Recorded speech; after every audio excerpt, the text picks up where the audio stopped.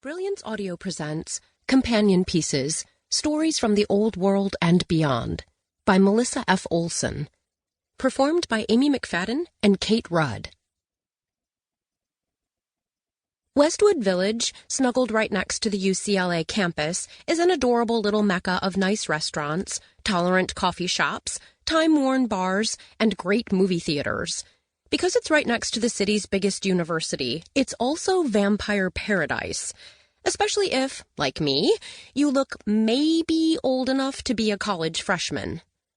It was a Sunday night in May, and I was leaning forward on my bar stool in Roberto's Cabana, trying to get the human bartender to look my way. I was here to hunt, but I wanted a prop drink, something to help me blend in with the large crowd of 20-somethings. The bar was surprisingly packed for a Sunday night, but I knew that the students were in the middle of finals and had probably come to blow off steam and or get wasted with their study groups. Wasted, transient young adults in good health who are prone to low inhibitions and frequent blackouts? Like I said, vampire paradise. The sole bartender was in his late 20s, with a bit of that wild-eyed look universally shared by grad students who are grading papers and writing their own at the same time. He also had dark hair that was starting to silver prematurely, and an endlessly put-upon expression as he focused on the customers clamoring for drinks at the other end of the bar.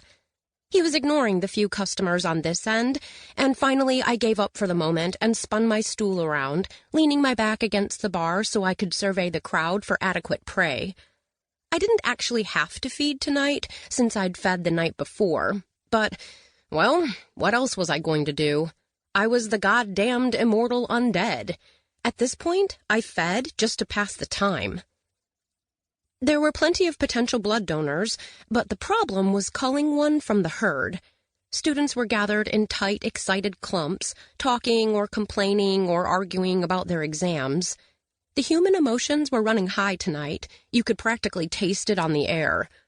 Some of the kids seemed truly upset, while others were triumphant, beaming with some kind of relief I didn't really understand.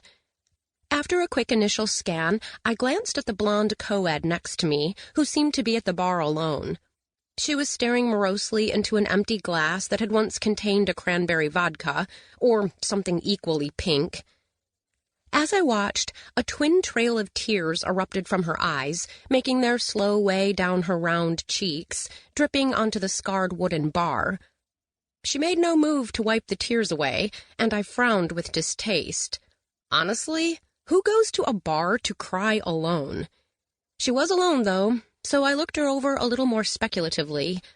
The girl was cute rather than pretty, probably a size 8, which was actually considered overweight in this shallow town.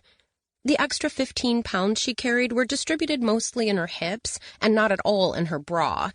But, then again, sexual attractiveness wasn't important in my food. As far as I could tell, the sex and feeding thing was something my kind only did in the movies, or when they thought they were supposed to behave like vampires in the movies. I mean, when I was human and my mother made me wring a chicken's neck to be our family's dinner, it wasn't like I made out with it first. Before I could decide whether she'd make a good meal, though, the bartender finally remembered the total length of his bar and began making his way down to my end.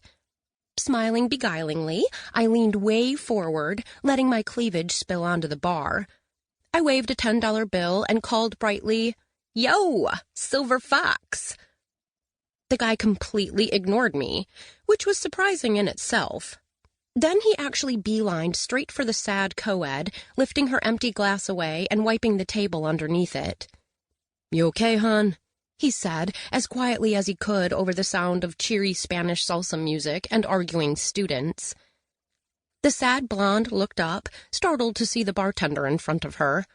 She wiped at her cheeks with the heels of each hand, putting on a bleary smile. "I'm sorry. Yeah, I just totally bombed this final..." Her voice broke, and her face did that weird crumple thing that happens to women on nighttime soap operas, only not as pretty. "And I'm worried about my scholarship." She trailed off, and the bartender just nodded sympathetically and put a clean pint glass in front of her, filling it with tap beer. "On me," he said, in the